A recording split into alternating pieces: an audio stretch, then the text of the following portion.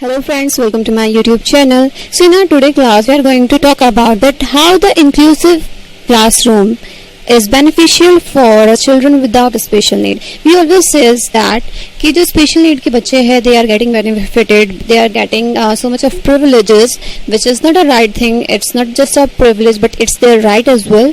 But it is not that कि सिर्फ जो special need के बच्चे हैं उन्हीं को ही profit हो रहा है, while जो non special needs है या फिर children without special need है they are also get benefited from that. अब how it is that I am going to discuss. See, the first thing is the performance of the child without a special need is not compromised by the presence of a children with diverse availability in a classes. It's not been like that कि हम special child को अगर हम अपनी class के अंदर include कर रहे हैं तो इसका मतलब ये नहीं होता कि जो स्पेशल नीड के विदाउट वाले चाइल्ड है मतलब चिल्ड्रन विदाउट स्पेशल नीड है उनकी परफॉर्मेंस के साथ कोई भी कॉम्प्रोमाइज नहीं हो रहा होता, बल्कि what ever the teacher is teaching that should be beneficial for each and every child and not for almost but for all. मतलब यहाँ पे सिर्फ कुछ ही बच्चों को मद्देनजर नहीं रखा जाता बल्कि हर बच्चे की इंडिविजुअल नीड को कैटर करने की कोशिश की जाती है. Second thing is children without special need can benefit from improved instructional technology in a classroom. Because we are talking about the inclusive class. So inclusive class हमारा सिंपल सा lecture method नहीं होता है जिसमें कि सिर्फ टीचर पढ़ा रही है एंड बच्चे पैसिवली सुन रहे हैं, बल्कि आजकल का सिनेरियो इज लाइक दैट कि यहाँ पर चाइल्ड जो है that is actively participating in a class, while जो टीचर्स होता है that is act as a facilitator. वो सिर्फ एक माध्यम है, हेल्पर है बच्चों के लिए. ऐसा नहीं है कि सारा प्राइम फोकस जो है वो टीचर पे नहीं होता है बल्कि स्टूडेंट्स पर होता है. सो अगर वो स्पेशल नीड के लिए टीचर्स एफर्ट्स कर रहे हैं या फिर वो अलग अलग टाइप्स की टेक्नोलॉजीज या स्ट्रेटजीज को यूज कर रहे हैं, अपने मैथोडोलॉजीज को जो बहुत पास्ट टाइम से यूज करते आ रहे हैं, अगर उनको वो चेंजेस कर रहे हैं तो उनका बेनिफिट सिर्फ स्पेशल नीड को नहीं होता बल्कि विदाउट स्पेशल नीड चाइल्ड को भी होता है. लाइक अगर हम नॉर्मल क्लास में देखते हैं तो we always talk about the disable child, but it's not just a disable child. कुछ स्लो लर्नर भी हमारे क्लास के अंदर होते हैं जिसके बारे में एक्चुअल में टीचर्स को पता ही नहीं होता है.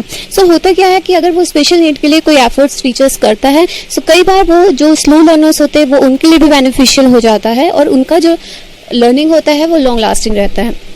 Third one is the child without special need can benefit from the increased fund, because if we are implementing the inclusive school or inclusive classes, so here the government or the private sector are also giving some funds. सब लोग अपने funds देते हैं, trustees जो होते हैं वो funds वगैरह देते हैं, and just because of that जो इंफ्रास्ट्रक्चर होता है या फिर जो भी स्कूल्स की नेसेसिटीज होती है उनमें इम्प्रोवाइजेशन होता है और इम्प्रूवमेंट होता है. तो ऐसा तो नहीं है अगर इंफ्रास्ट्रक्चर अच्छा हुआ, लैब्स अच्छी हुई, स्कूल की प्लेग्राउंड अच्छे हुए या फिर उनमें इक्विपमेंट्स अच्छे आ गए तो वो सिर्फ स्पेशल नीड्स के लिए है, वो विदाउट स्पेशल नीड वाले बच्चे भी तो यूज करेंगे. सो व्हाट वी कैन से कि जो इंक्रीज होते हैं fund that is also beneficial for both kind of students. Next one is that children without disability can benefit from higher classroom. Like if we are talking about, see, हम always we usually said it as कि elementary schools में जो curriculum होता है वो flexible होना चाहिए. It should cater each and every student. But हम higher classes की ज़्यादातर बात नहीं करते.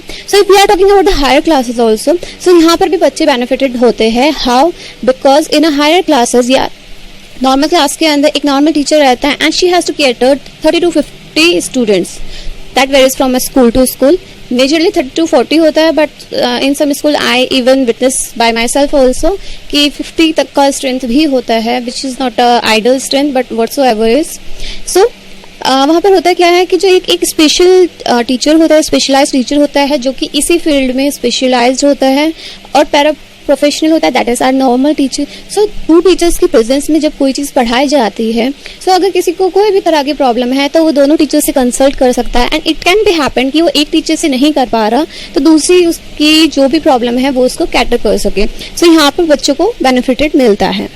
Next one is children without special need involves peer tutoring situation that can benefit from improved self-esteem and mastery of the academic content. अब now what happen is कि अगर कोई स्पेशल नीड का बच्चा है तो उसके बराबर में कोई नॉर्मल बच्चा भी बैठा हुआ होगा.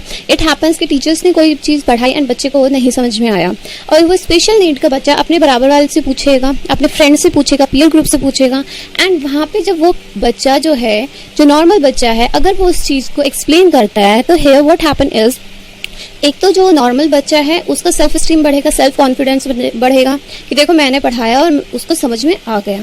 अब जो विदाउट स्पेशल नीड का बच्चा है उसको क्या इंप्रूवमेंट हुआ, उसका सेल्फ कॉन्फिडेंस बढ़ा और उसका एकेडमिक कंटेंट्स पर मास्टरी हुई, बिकॉज उसने वो चीज़ पढ़ाई, उसको दूसरे बच्चे को समझ में आया, दैट मीन्स उसको वो कंटेंट समझ में आ गया और क्योंकि उसका रिविजन हो गया सो उसको मास्टरी आ गई उस कंटेंट की। और अगर हम स्पेशल नीड की बात करते हैं तो उसको जो प्रॉब्लम थी उसकी वो प्रॉब्लम सॉर्ट आउट हो गई। सो यहाँ पर दोनों बेनिफिटेड है। So these children tend to demonstrate improved self-concept, growth in social cognition and development of the personal principles। अब यहाँ पर क्या हुआ, दोनों जो है वो एक दूसरे को समझ पाए, उनका इमोशनली बॉन्डिंग हुआ, दे सोशलाइज ईच अदर, थोड़ा फ्रेंडली हुए, so they can communicate with each other, एक दूसरे को प्रॉब्लम्स बताई, सॉर्ट आउट हुई, so they came to a particular solution. The next one is peer tutoring. Demonstrate a higher mastery of the academic content in a given area than do their peer who are not involved as a peer tutoring. अब if I will compare to kind of student, एक जो peer tutoring में actual में help करता है and दूसरा वाला जो कि पैसिवली सुनता है। उसने पूछा किसी बच्चे ने कि मेरे को ये चीज़ समझ में नहीं आई और उसने कोई हेल्प नहीं की। अब नाउ व्हाट हैपन इज, जिसने हेल्प नहीं की उसको कोई बेनिफिट हुआ, कुछ भी नहीं। उसको ना वो कॉन्सेप्ट आया, ना वो उसका सेल्फ स्टीम बढ़ा, इवन वो थोड़ा हेजिटेट हुआ एंड वो क्या करेगा, वो उस बच्चे से थोड़ा साइड होने लगेगा कि वो मुझसे दोबारा ना पूछ ले क्योंकि मैं तो समझा नहीं पाऊंगा।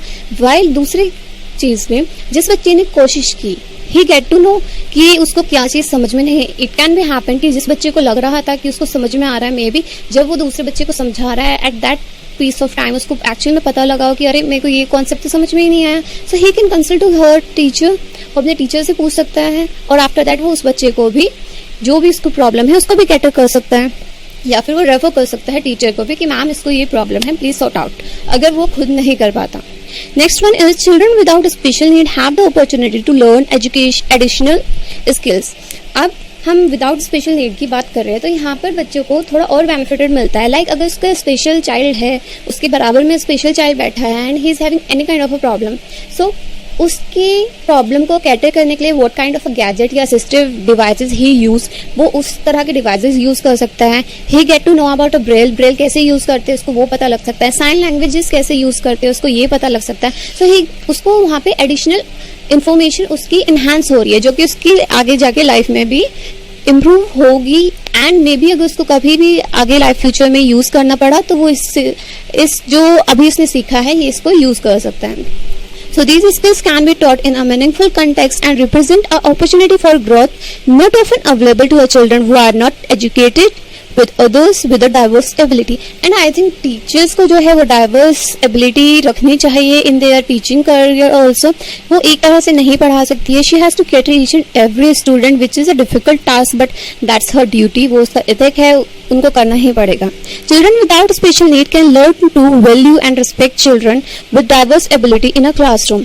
अगर normal students है, उन्होंने कभी कोई special child देखा ही नहीं है तो उनको अगर वो उनको कभी फ्यूचर में देखने को मिलता है तो वो बहुत ही सिंपैथी वाले फीलिंग बच्चे को शो करते हैं स्पेशल नीड को। बट अगर वो उनके साथ पढ़ा है, एक भी बच्चा को क्लासरूम के अंदर पढ़ा है तो इंस्टेड ऑफ सिंपैथिक वो एम्पैथी फील करेगा, वो उस बच्चे को रिस्पेक्ट करना सीखेगा, उसकी वैल्यू करना सीखेगा कि इंस्टेड इसको ये प्रॉब्लम है but he is doing so good in her job और इन हिज जॉब।